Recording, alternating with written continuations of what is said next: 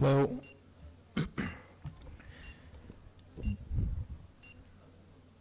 Dear participants and guests, I'm Hassan Ramal, and now we shall have session 10 under the title Digital Identity and Digital Culture and Digital Sphere in the Current Media Landscape. The first presentation, titled Identity in Digital World, a New Social Contract Chapter. It will be delivered online by Dr. Joel Abediwan, who is a researcher in media and communication. Please let us join Dr. Joel Abediwan presentation.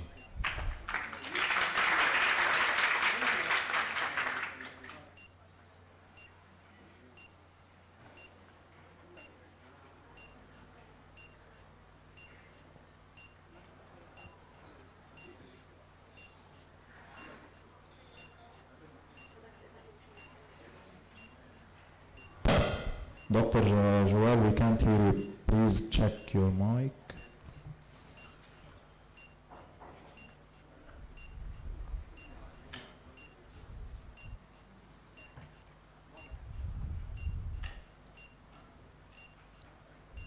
We can't hear you.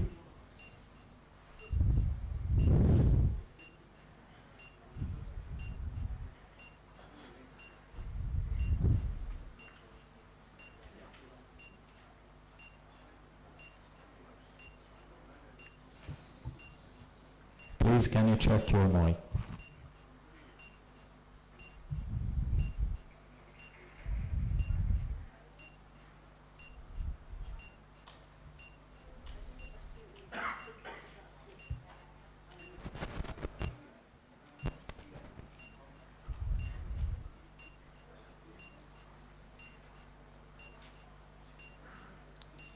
Hello, Dr. Joel, we can't hear you.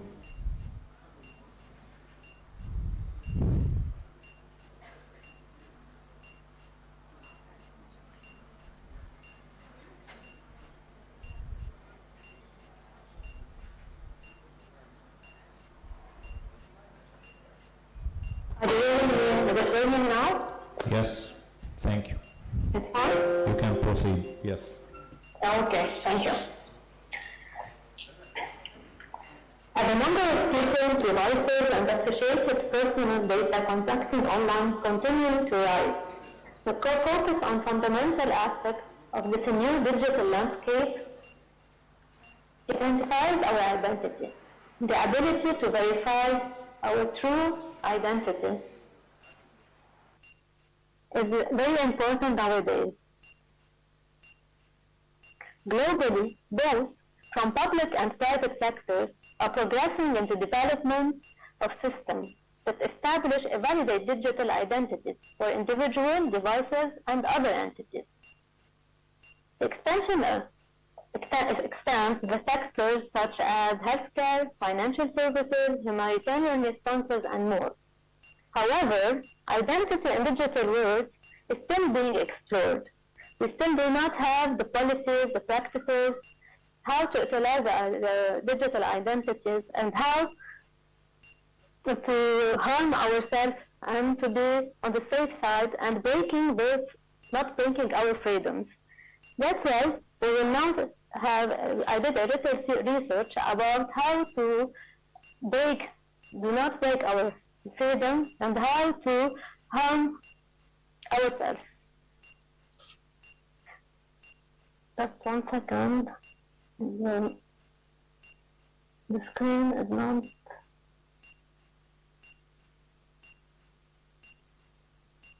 moving on.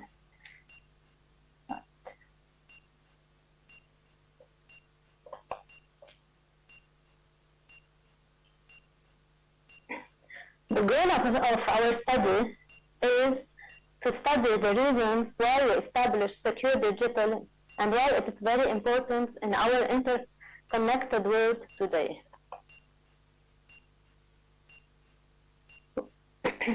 We will start by the digital revolution, the case for a secure digital identity.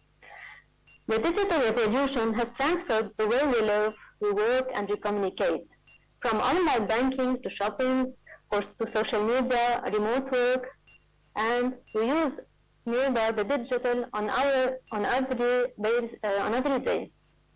The proliferation of online services from government, e-commerce platforms, we also use the digital identities. Individuals are required to create numerous online accounts. Our identity in everyday lives.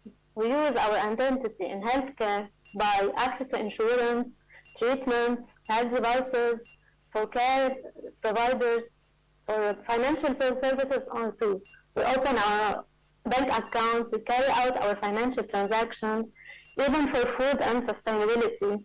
We travel, we book our trips online, we go through countries online, humanitarian responses, we access to services, we demonstrate work in foreign countries. We have e-commerce, we shop online, we do business online, and we have the secure payments. On the other side, we have social media platforms. If we have social media interactions, we have to log into our social media accounts. We have also e-government. These days, we are considered to access to all the government accounts by a user for a new user.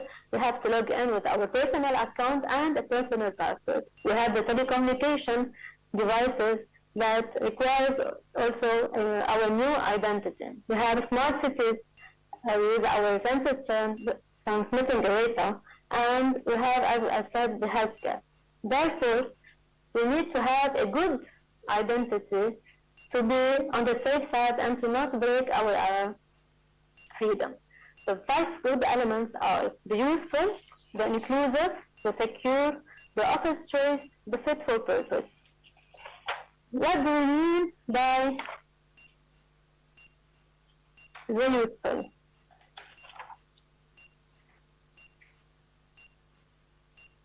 Let's start. We have our first fit for purpose.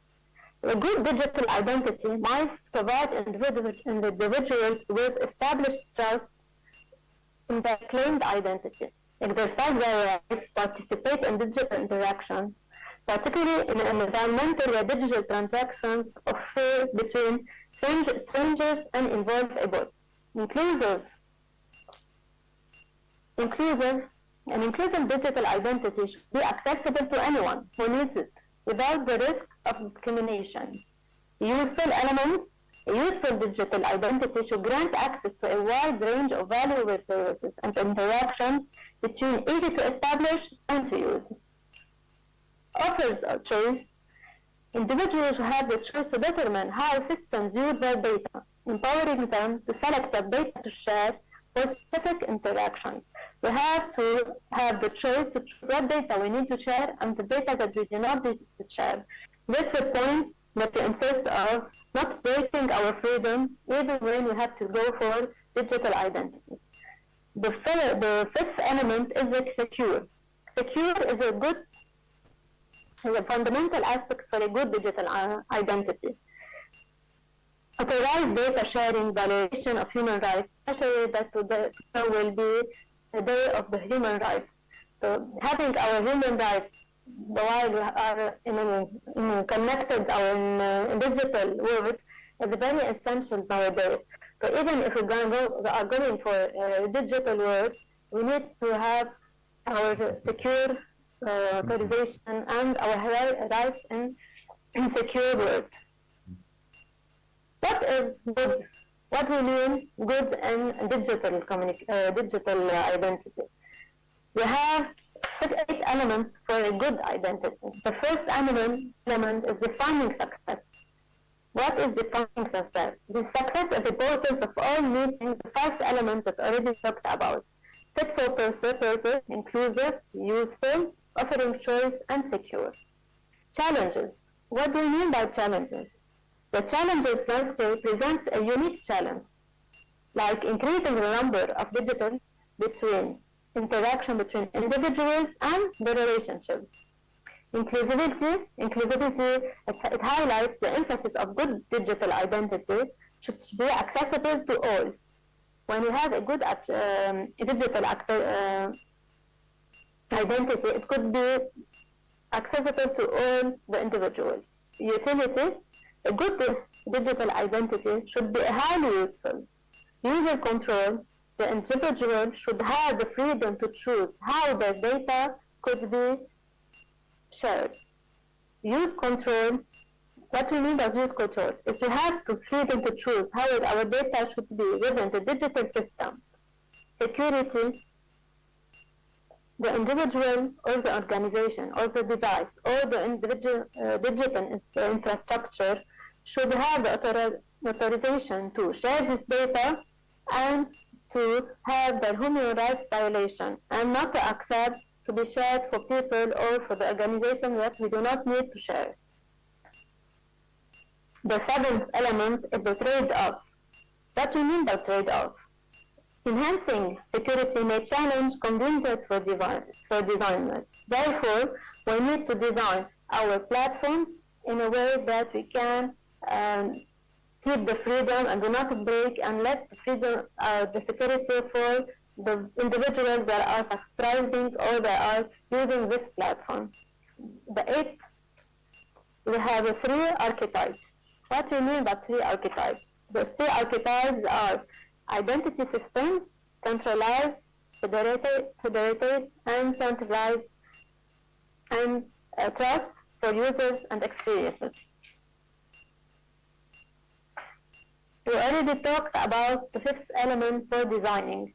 They have to respect the useful, inclusive, secure, offers choice, and fit to purpose.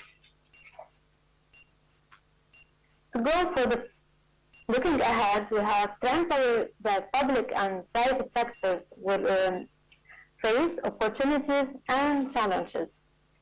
What are the trends that will public and private sectors will be facing? We have biometric and multi-factor authentication, blockchain technology, self-sovereign identity, privacy-enhancing technologies, AI and machine learning. What we have to insist about that the private and public sectors should work together and should collaborate together in order to have a good digital identity and to move over.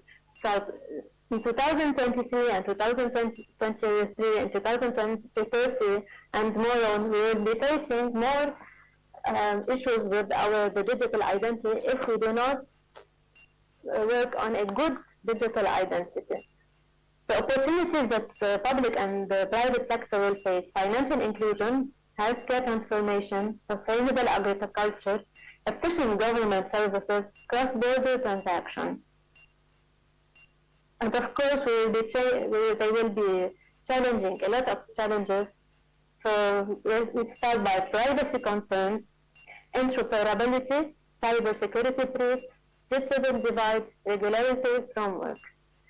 So the most important thing is that the priorities for public and private companies or organizations, they should collaborate together in order to do not break down the freedom of the individual and to respect the security of each one who will be access to the platforms or to the digital identity. Dear Dr. Joel, you just have one more minute, please. This is a kind reminder. Yeah, I know. I'm already done. Okay, thank you. I'm just not hearing very well.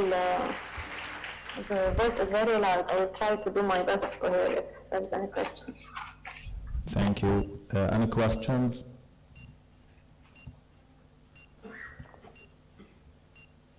Okay. Thank you again. Now we're heading to our second presentation titled Between the Traditional and the Digital Platforms. It will be delivered online by Ibrahim Boughani, who is a researcher in media and communication from Tunisia. Please let us join Ibrahim Boughani presentation.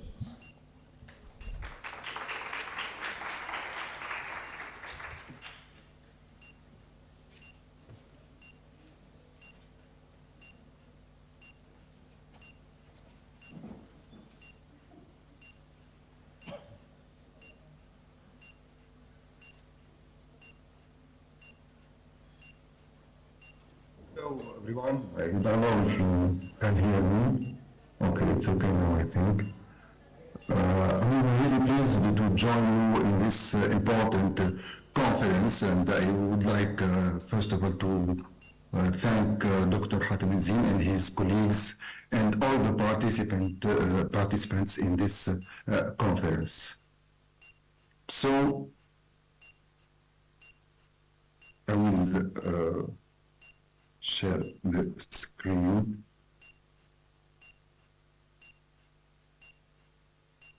So my paper deals on mass media identity between the traditional and the digital platforms. The big question asked here, is classic TV agonizing because of the appearance of digital TV, or classic TV has given an oxygen dose by digital TV?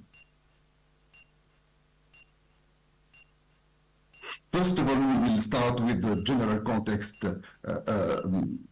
with the appearance and the emergence of mass media, and especially here TV, because it is very wide topic, so the time here is not enough to deal with all mass media, radio, television, and newspapers. So I will take as a case study TV. The real and concrete beginning of the era of digital television can be considered to have started in the fall of 2010, when Apple grabbed the attention on September the 2nd by launching the Apple device. This device allows renting movies and TV programs online, in addition to managing photos, videos, and music.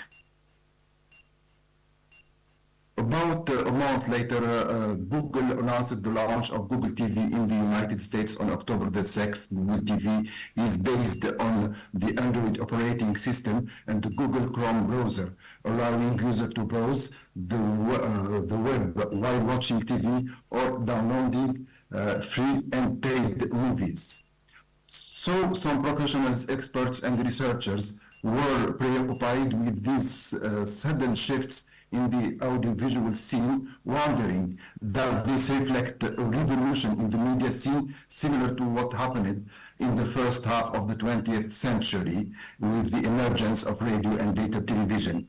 Other question, will we all have a personal multimedia small screen that ends the era of individuals gathering in a place and at a specific time to watch program? The research problem deals with the emergence of digital TVs as direct competitors producing audio and visual content. The ways of consuming TV content have changed in terms of form. I mean, individuals rather than groups gathering in front of the screen, and in terms of time, that means consumption timing and duration no longer align with the programming schedule of classic TVs. This has led the most pessimistic professionals and researchers to declare the death of classic television, contrary to some experts and other professionals who see that classic television has benefited from the digital space, using it as a platform to promote its content. So, what are the available limits and possibilities for classic television to continue in the face of fierce competition from digital television? Has television kept up with the quality of digital content to retain a portion of the audience attracted to digital space? We will start with trying to discriminate between classic and digital TV. It is really difficult to find a precise definition of traditional television. I took as an example the Canadian Radio, Television and Telecommunications Commission, which is called CRTC, in 2002 distinguished between traditional and digital or interactive television based on the nature and on the form of broadcasting. Traditional broadcasting and distribution means sending content in one direction from the provider to the viewer. For viewers to engage with interactive content, a means must be established to transmit user requests to the provider. This two-way transmission requires a change in the production and transmission of content as well as modifications to the means of receiving this content. So in our attempt to explore the dilemma of the sudden changes and transformations in TV worldwide, which are fundamentally linked to two levels. The first level is the technological cultural level related to the media environment, and the second one related to the growth of digital media use, which has clearly influenced the ways of consuming media content. We find it necessary to pose the following question. Has the audience abandoned classic television to merge with electronic platforms? Thus, can it be said that classic television is currently experiencing an audience crisis? I see before discussing these big questions, we have to know what is the internet generation. In relation with the digital TV. According to researcher Guy Paré, in 2001, what we call the internet generation was born in the knowledge society, and their personalities, values, aspirations, and behaviors are significantly influenced by the emergence of information and communication technology, particularly the internet. Also, according to Paré 2, this generation carries a networked culture, or what we call internet culture, stemming from the use of digital and interactive media in their daily lives. This culture is characterized by digital communications that can occur in real time or later, and information that can be easily accessed through a basic understanding of the vast structure that is the internet. So now what about the concept of digital media or new media? It is not really clear. So we will try to make a spotlight on this concept. The term of new media is often controversial, or at least a debatable topic. The researcher Lister and his colleagues in 2009 have defined new media through 6 concepts or criteria that seek to outline the essential features of related technologies. These 6 concepts are digital, interactive, hyperlinked text, virtual, networked, and simulation. I will ask, or I asked already in my paper, do new media pose a threat to traditional television? According to Jean-Paul Lafrance, new media that emerged from Web 2.0 are characterized by their flexibility, simplicity, and ability to provide a large momentum of content. On this basis, we should be concerned about the fate of traditional television in the face of this new reality. Lafrance examined the state of traditional television in the internet era and concluded that it might be at risk, and its continuity is not guaranteed. This hypothesis leads us to explore the factors that pose a threat to traditional television. Also, according to Lafrance, this research process focuses on 3 main elements. 1. New content producers. 2. Parallel distribution of audiovisual content. And 3. Interactive television. Are we heading towards interactive television?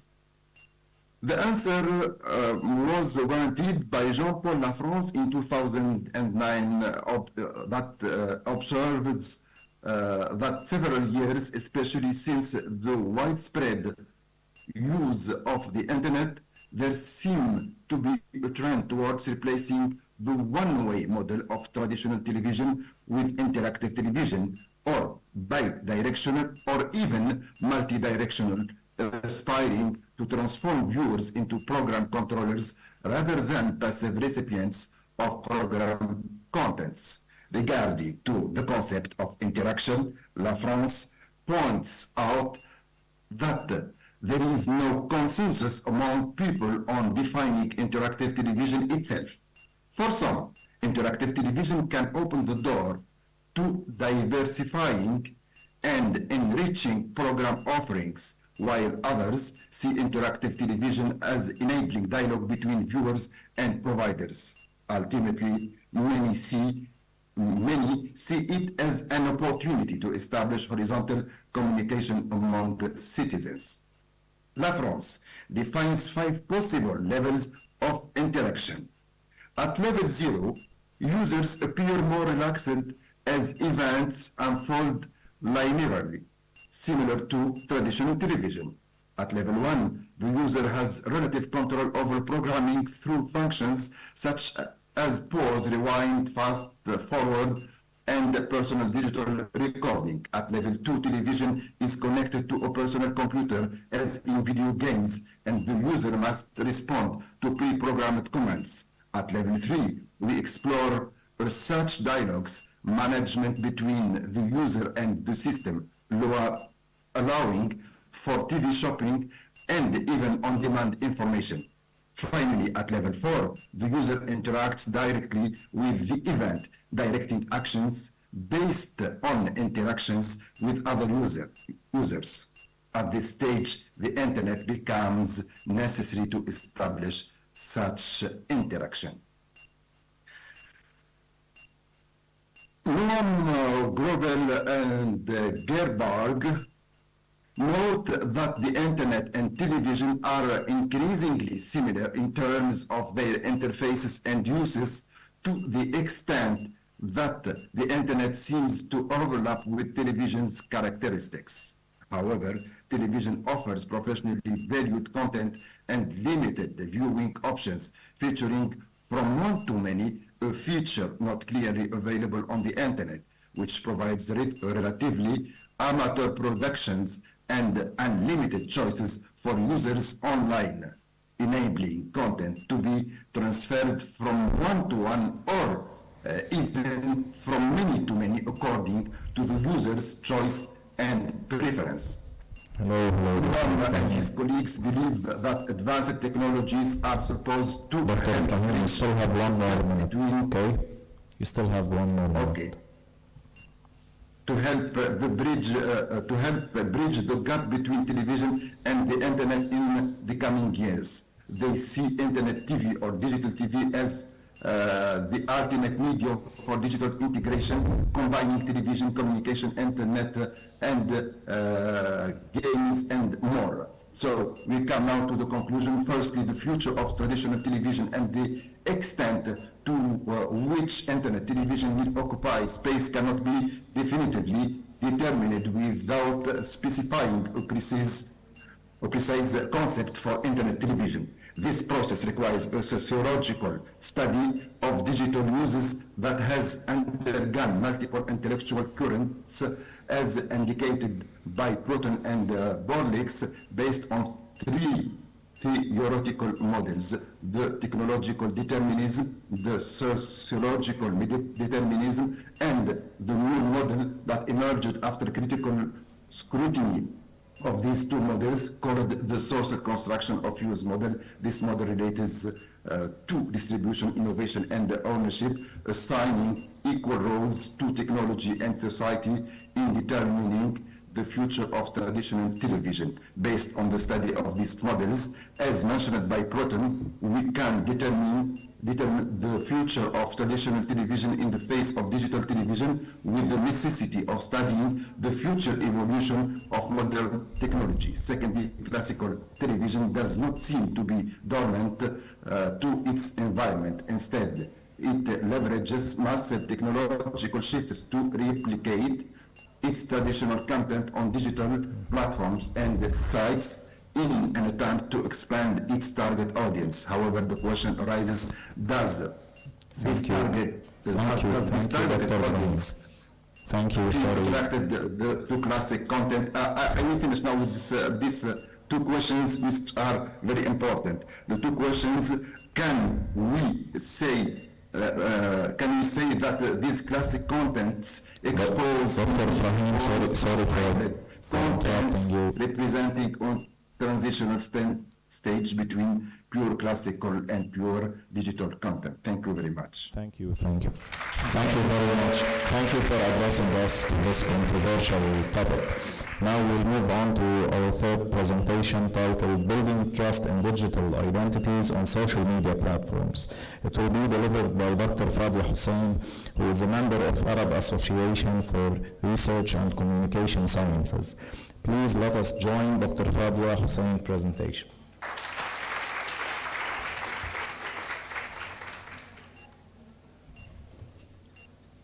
Thank you, Dr. Hassan.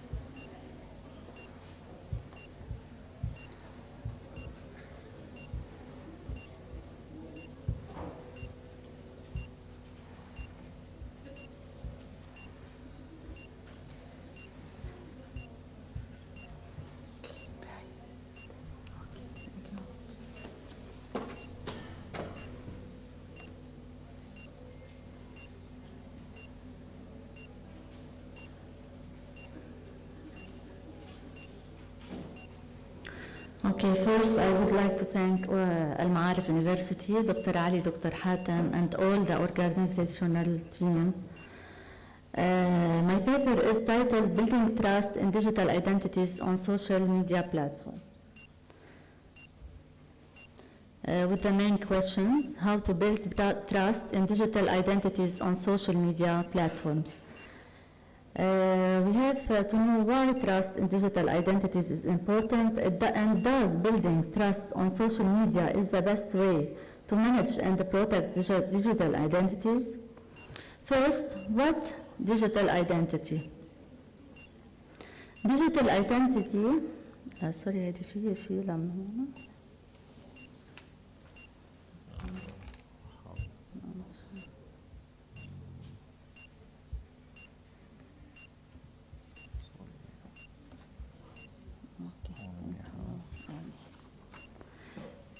What is digital identity and how is it created? Digital identity is the online or digital version of a person's identity, including all the personal information, name, address, date of birth, social security. Digital identity also is created by the user's online activities, visits, games, purchases, and by what others say about them on social media. And also by choosing which aspects of identity to highlight and which to keep private. Users present a particular version of themselves to the online world, like professional achievements on LinkedIn, and personal interest on Instagram.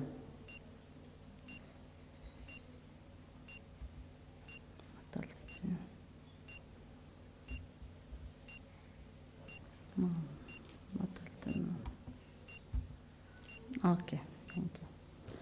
Thus, social media and online platforms play a significant role in the construction of digital identity by providing users with tools to construction of digital identity, by providing users with the tools to create and manage their online profiles, connect with others who share similar interests and curate the information they share with others. Now, what types of digital identities we have? We have 5 types of digital identities. We have anonymity, pseudonymity, and polynymity. These types of digital identities are different in terms of online awareness, visibility, identification, approachability, and authenticity.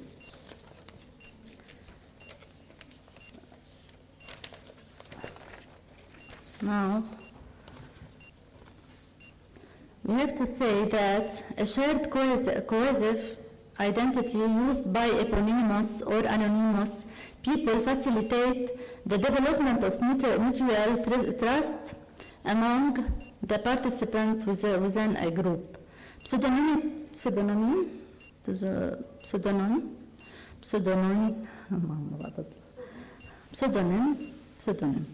may decrease certainty and control in interaction, but still increase the willingness to communicate. Now, why trust?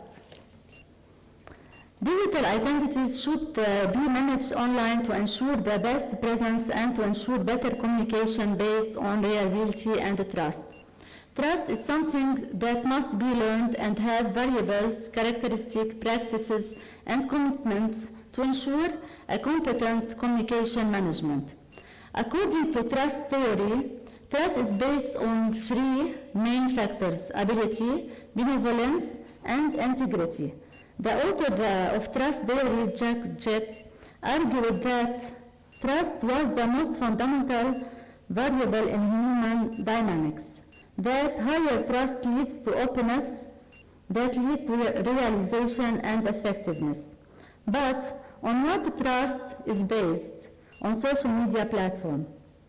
Trust is modeled and realized within social media application by categories defined as modalities of trust in interpersonal interaction within social media application. McKnight and al. had documented the most important characteristic for three fundamental trust variables on social media platforms: the benevolence, trust beliefs, the integrity trust beliefs, and the competence trust belief.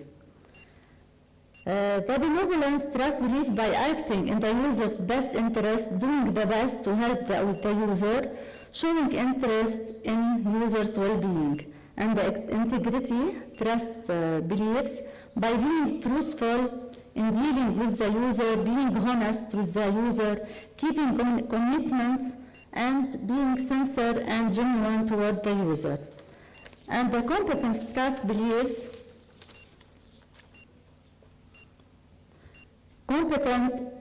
is by being competent in providing services to the user, having the ability to effectively meet most of the user's needs, being perceived capable of proficient by the user, being perceived knowledgeable and skilled by the user.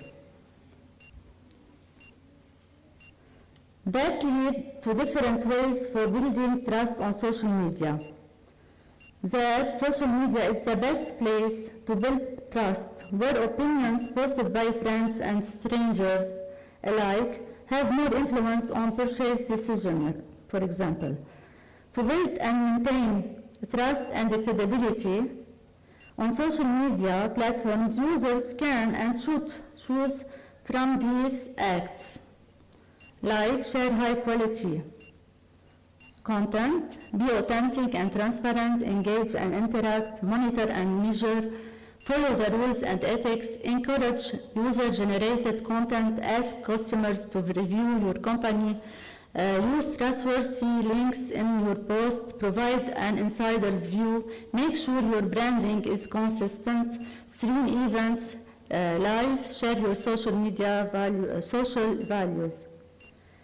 Here also we have to talk about two digital campaigns proved successful in building trust in digital brand identities. The first campaign is Forever Faster, hashtag Forever Faster, by Puma in 2014. That campaign is still going strong after 9 years old at this point, according to social insiders listening tool, depending on post evolution, common keywords, and interest and a long collection of posts sharing this hashtag. As you see, the campaign is heavily dominated influencers.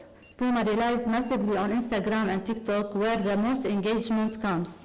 Sharing common beliefs and creating a powerful community by engaging with audience beyond the social media. Each profile has 57.3% organic engagement rate. That means over 50% of Puma's Instagram followers interact with the content they share. And the other campaign is by Toyota.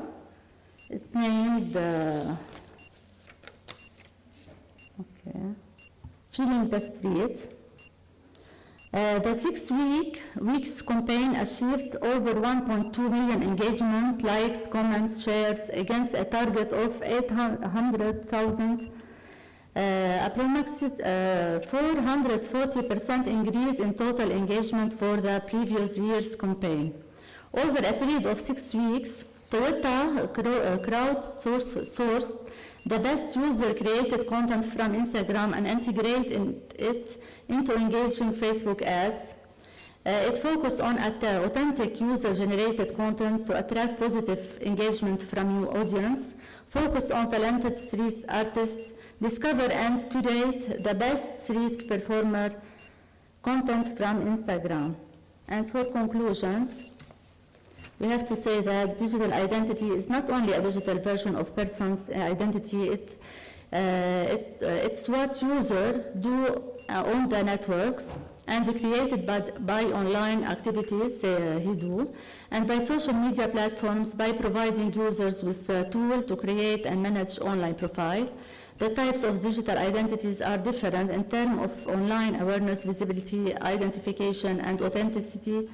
Trust variables on social media are the same in real life: ability, benevolence, and integrity, and could use many procedures,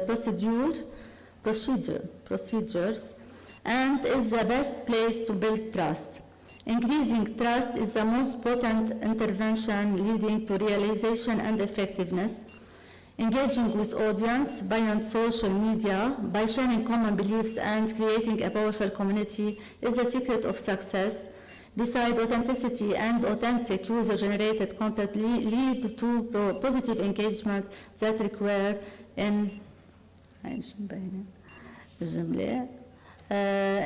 building trust in social media platform. Thank you.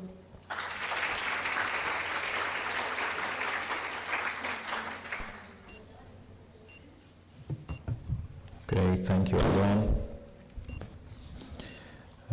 The fourth presentation, titled Maintaining Authenticity in the Digital Sphere, it will be delivered by Dr. Marwan Osman, who is a multimedia instructor at the Faculty of Communication and Fine Arts at Al Ma'arif. Please let us join Dr. Marwan. I really hope I don't look like Marwan. I hope so. Hello, ladies and gents. Thank you very much for being here. It's a pleasure. I have my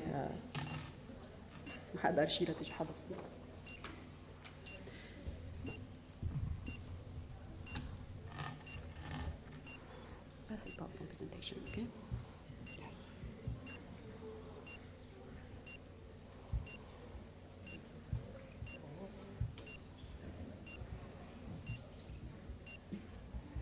Okay. Yes.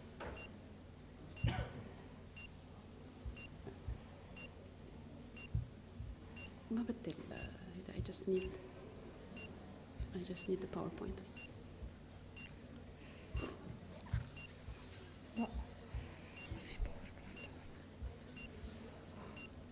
اوكي خليني نجيبها بسرعة من اللابتوب.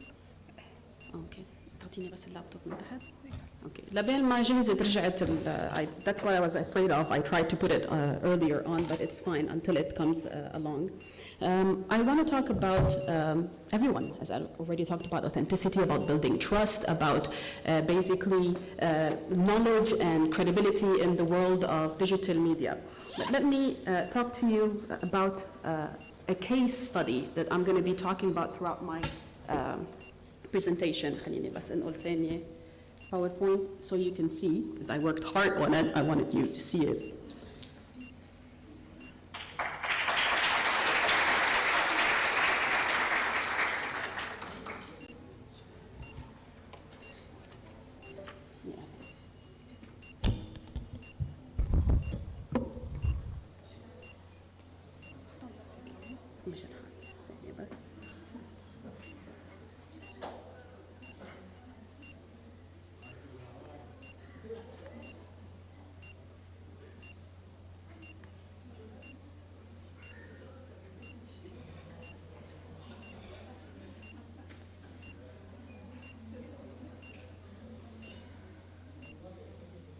Okay.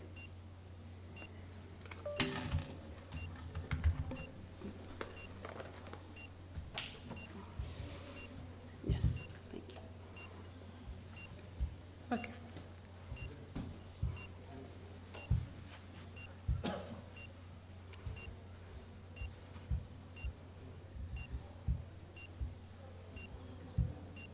So, maintaining authenticity in the digital sphere and exploring the interaction of authenticity, credibility, and knowledge.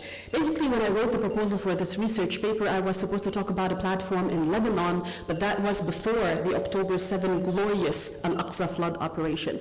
After the glorious October 7 Al-Aqsa flood operation, where we do not condemn Hamas in any way, shape, or form, I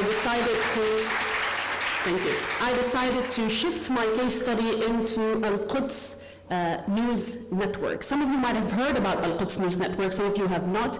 I want to talk about them as a case study in reliability, about credibility and authenticity online, especially with the flooding of misinformation, Islamophobia, anti-Palestine narrative, and definitely anti-resistance narrative, which we will be, inshallah, negating in this paper.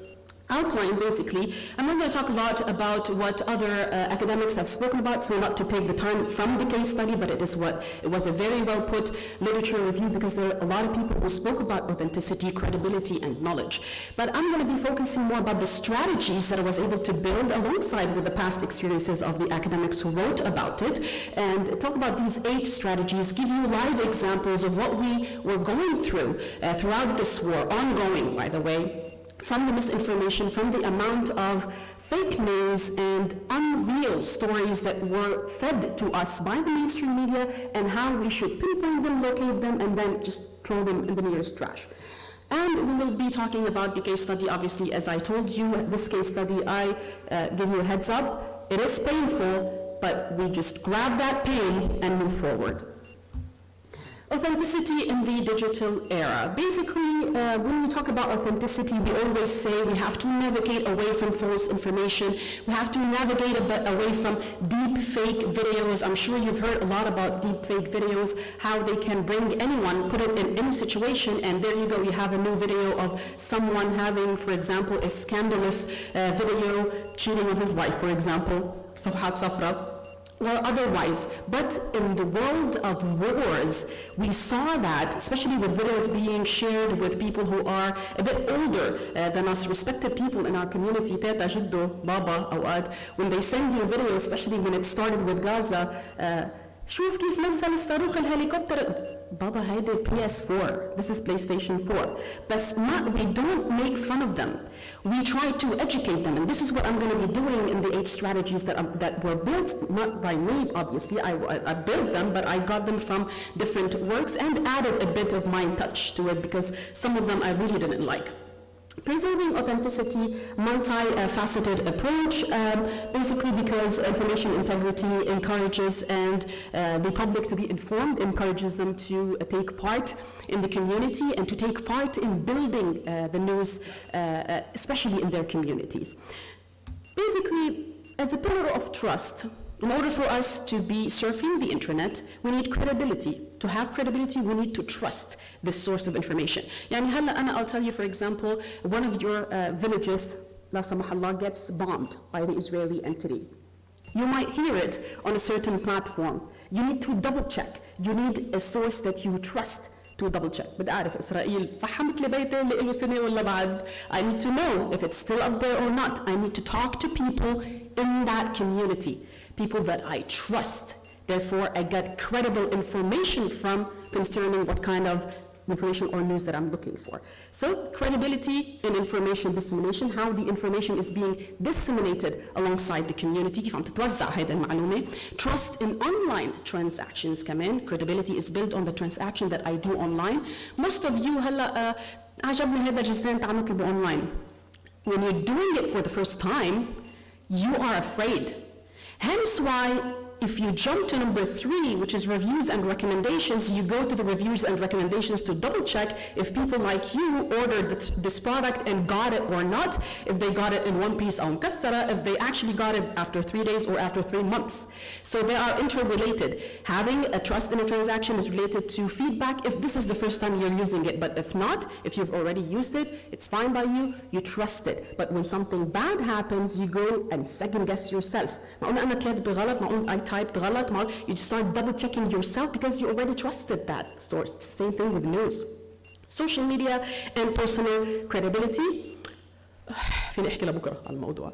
Social media and personal credibility. قديش عدد الناس sometimes that I'm going to try to speak both ways لأن أوقات النكتة ما بتطلع إلا باللبناني.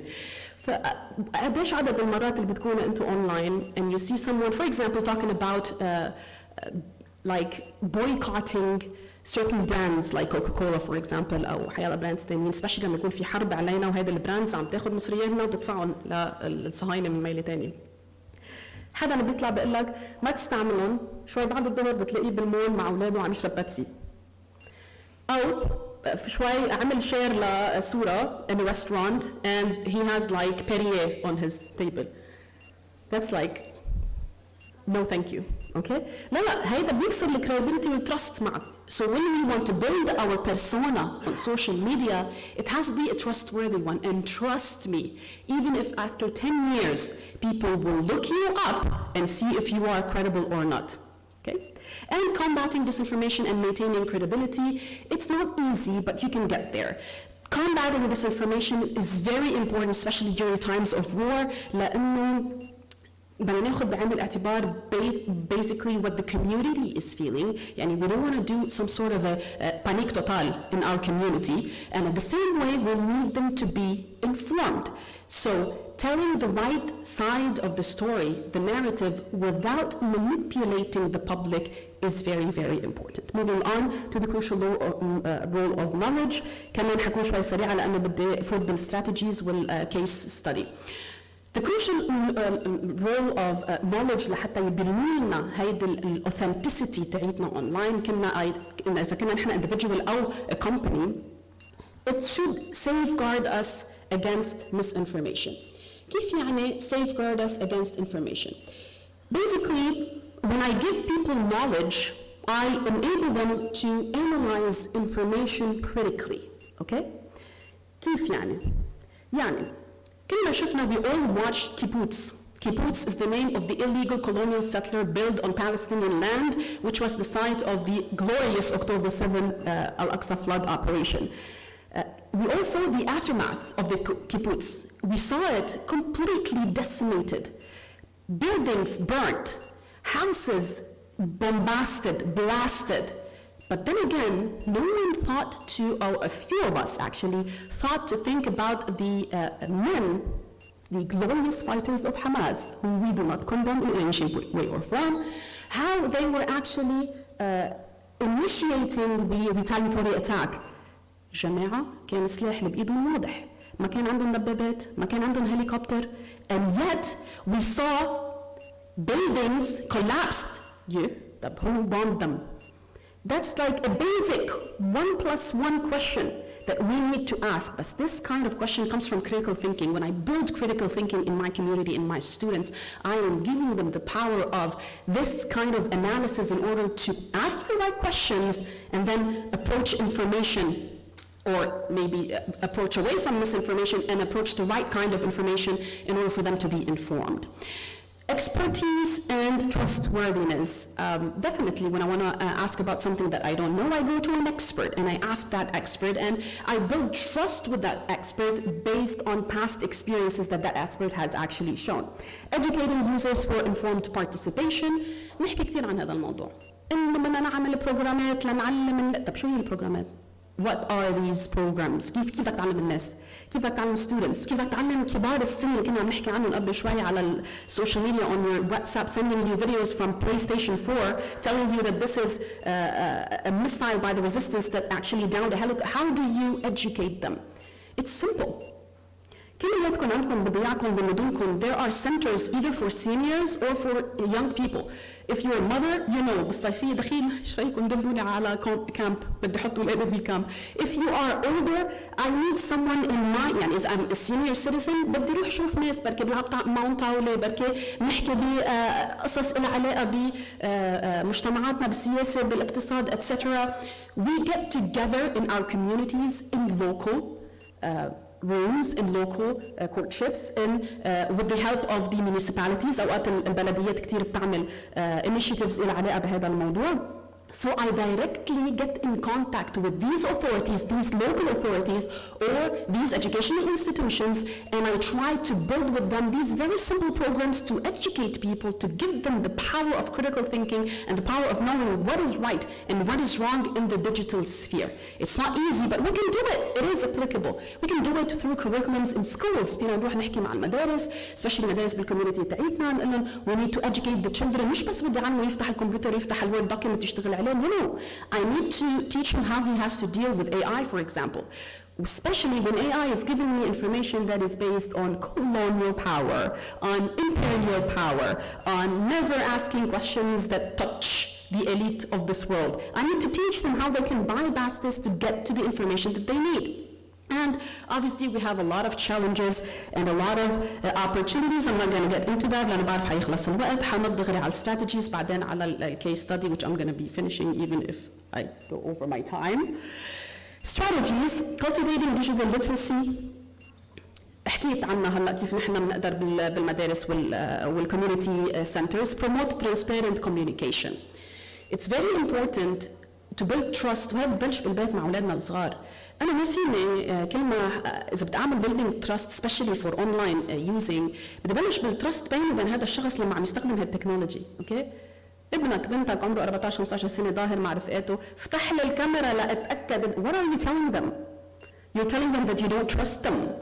How are you supposed to expect them to know who to trust if you do not trust them? Trust your kids. They will trust you back. They will know who to trust in the community. Embrace genuine personal branding. Personal branding تاعتك أنت بس بدك تعملها. You have to be very careful with it. Don't over exaggerate. Don't if you will, promise. Always over deliver. ما تعطي promises اعمل delivery تاعتك تكون بتعقد. ليه؟ لأنه ما بيكون عندك ما عندهم expectation لإلك. Online, if people are expecting something from you and you under deliver تخبز بالفراح راحت الترست. Okay? Encourage responsible content creation. رجاكم بوس ايديكم ما نعمل content creation يكون based على شيء منه scientific ما في عليه evidence because it's very easy to denounce what we are saying. Very easy. Okay? نحن بعالم المعلومة هيك نحصل عليها. مشان هيك السكوب شو بدي فيه قدام انه يكون 100% accurate information. Okay? Moving on to what I wrote about in this case study. I wanted to talk about the Gaza community-based activism for humanitarian causes known as the Al-Quds News Network اللي عليها كتير censorship يلي فضحت كتير امور اللي عليها بكيان الاحتلال ولكن بداية هيدا الcensorship هي خطين من الثريتس. أول threat كل فلسطيني وكل داعم للقضية الفلسطينية the one who supports Palestine feels it is the anti-Palestinian racism that has become a normalized issue in the West. Second, which is very, very important, the International Holocaust Remembrance Alliance, the IHRA. هذا الاليانس مش بس عم بفوت على الكوميونيتيز عم بفوت كمان على القوانين. Now, if you want to become a citizen in Germany or in Canada, you have to sign a contract that says that you actually agree that Israel is a state and has a right to exist. That is because of this International Holocaust Remembrance Alliance يلي عاملة اتحاد مع social media platforms, which is basically it says the definition of anti-Semitism, which says that if you are against Israel you are an anti-Semite. ما بعرف كيف أنا already Semite تكون anti-Semite، ما بخليها لبعدين. قدس نيوز نتورك شو فرجتنا وشو طبقت من هدول الاستراتيجيز اللي انا كنت عم بحكي عنهم. authentic storytelling جابت لنا ستوري تيلينج مستحيل نلاقيها على المينستريم ميديا، وكلنا كنا عم نشوفها وعم نحضرها we're watching sometimes with a broken heart but we have to see them sometimes. like هيدا البنوت الزغطوره اللي عمرها 9 سنين، عمر بنتي الوسطانيه باي ذا واي، 9 سنين جسمها مغطى بالشرابنلز، يعني إسرائيل قصفت المنطقة اللي هي فيها وجسمها تغطى بالحديد والنار الملتهب. القدس نيوز نتورك عطتنا هيدا القصة عن لسان الشخص اللي كان عم يسحب من جسدها هيدا الشرابنلز الملتهبة. الدكتور غسان أبو سيطة who was speaking from Gaza and had to clean her wounds. He cleaned her wounds without anesthesia. That's a story you will never، يعني ما في تخدير، كان في ناس تقطشت أطرافها وتم بدون أي تخدير. Anyways, Abu Sita himself during the procedure was crying, her father was crying, obviously the little girl was in a very bad situation. Quds News Network بيستعمل شيء اسمه credible information dissemination because they work with respectable local, regional and foreign organizations. مثل هذه الorganization اللي اسمها Benenson Strategy Group. هذه Benenson Strategy Group is a group of Jews who are anti-Zionists, and they did a lot of polls suggesting how Americans, especially Jewish Americans, are more inclined than others to characterize. 1 minute and I'll be done. Knowledge sharing initiative مثل الستوري تاعت النيكيو بيبيز، البيبيز اللي بقلب السمول هدول اللي بيسموهم incubators، هدول اللي كانوا بالمستشفى اللي اسمه I think it's called النصر، مستشفى النصر إذا ماني غلطانة. اللي صار إنه هدول الانكيوبيتر بيبيز إنه واحد من ريد كروس وعد، he made a promise to the people that he's gonna take out these NICU babies. Those NICU babies were left there to die. Israel killed most of them, either directly or indirectly, and the horrifying footage that we got from Al-Quds News Network was the babies in Al-Nasr hospital where they had decomposed bodies.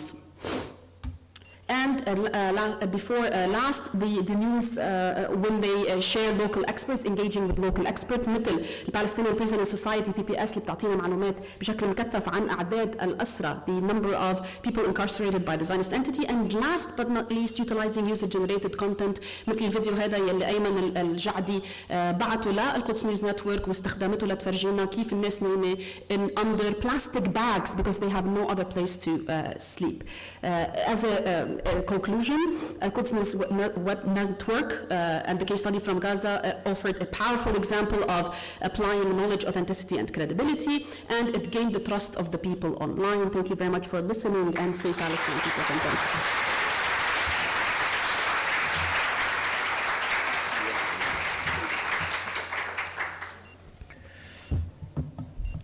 Okay, I would like to thank our presenters Brahim Bouhanni, Dr. Jawal Abdouan, Dr. Fabia Hussein, and Dr. Marwa Osman. Now we shall have a break. Or any questions before? Okay, let's proceed on.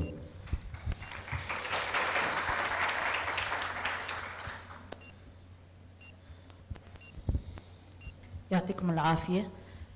سؤالي للدكتورة مروة تعليقا على الشيء اللي كانت عم تحكي عنه. أول شيء بحب أعرف عن حالي إيمان برق.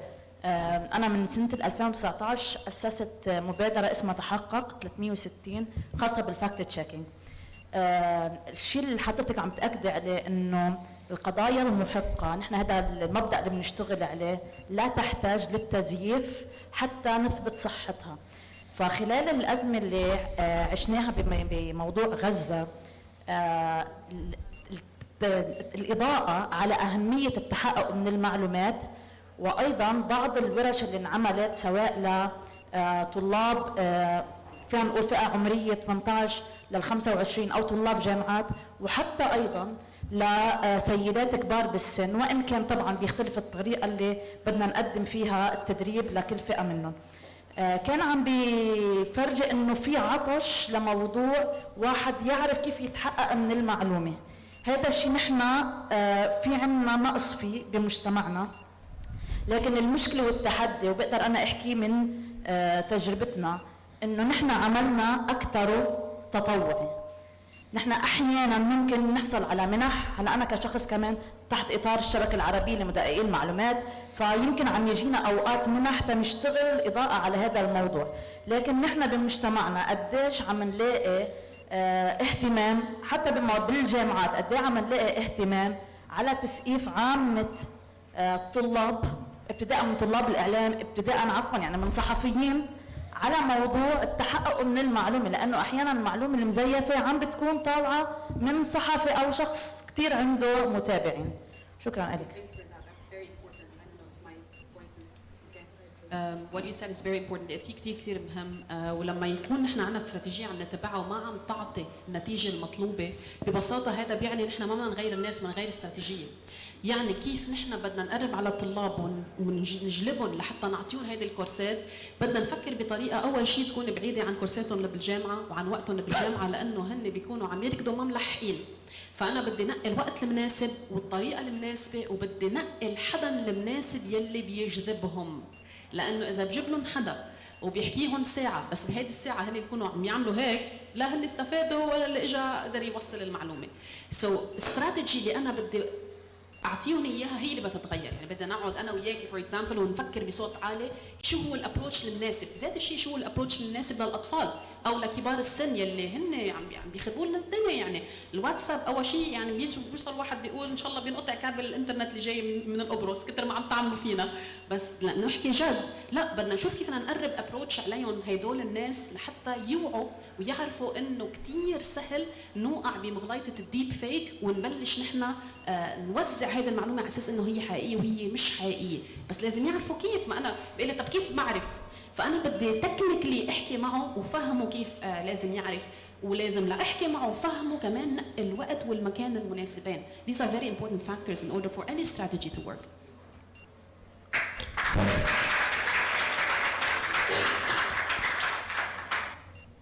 اوكي ما بعرف دكتور حاتم بدنا نبلش ولا بناخذ بريك؟ اوكي. السلام عليكم، يعطيك الف عافيه. بالنسبه للكيس ستادي اللي هلا في سيشن، بس هو سؤال يعني تعقيب كثير صغير. بالنسبه للكيس ستادي اللي كنت حضرتك عم تعرضيه انت، بدنا نضوي على مساله كثير اساسيه قبل الاصاله بالصحافه او الاعلام بنشر الخبر او توصيل الخبر للمشاهدين. بدنا نركز على قصة أولا التأكد من صحة الخبر مثل ما أنت كنت عم بتقولي، من شان ما يكون هذا بمعنى أنه والله من شان السبق الصحفي أو أنا بدي أودي خبر ووصله قبل زميلي أو زميلتي يكون هو منه موضع صحة أو مثلا ما نكون غلط أو بيكون معلومة مش مضبوطة، لأنه هذا عم بيؤدي لأذى. وعلى الصعيد الداخلي نحن لمسناها، على الصعيد الداخلي اللبناني وعلى الصعيد الفلسطيني توصل معلومة مش مؤكدة أو شيء أو يتم فضح بعض الأمكنة أو بعض الأسماء اللي يكونوا هن بعضهم بمجرى كتير حساس ومواقع كتير حساسة ويتأذوا من وراء هذه الشغلة. ثانيا وبختتم أنا كلامي، أنا بقول للأسف أنه نحن ننطر ليستجد شيء بفلسطين ويتم إبادة الشعب الفلسطيني كاملا، ننفق نحن كشعوب عربية ونتضامن مع القضية الفلسطينية بأثر أنه هن كانوا من سنة 48 لحديت اليوم مش عم بيذوقوا طعم لا الرحمة ولا الحرية ولا الأمان. يعطيكم العافية. لانه هلا في سيشن بس حقول لك انه you 100% right، بس at the same time بدنا نفهم why this is happening, why the people are not actually getting the proper information that they should get in order for them to start activism at its core in the community. فينا نحكي عن هذا الموضوع بس نخلص. Thank you very much.